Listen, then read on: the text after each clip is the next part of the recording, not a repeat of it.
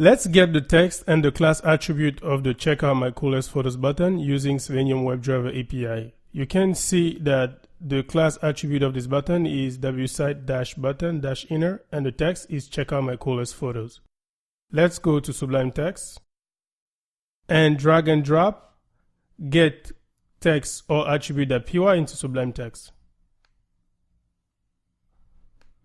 Now let's get the text of the See Photos button. So I'm going to create a variable called text and save the text into that variable. To get a text, we are going to write See Photos button element that text and finally print it. Let's save the test and run it from the terminal.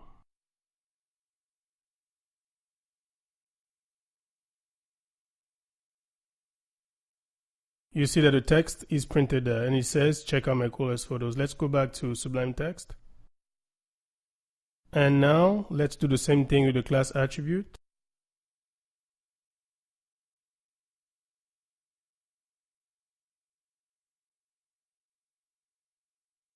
That get attribute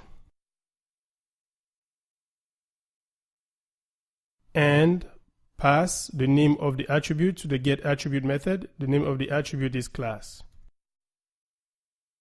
Finally, let's print it. Let's save and run from the terminal.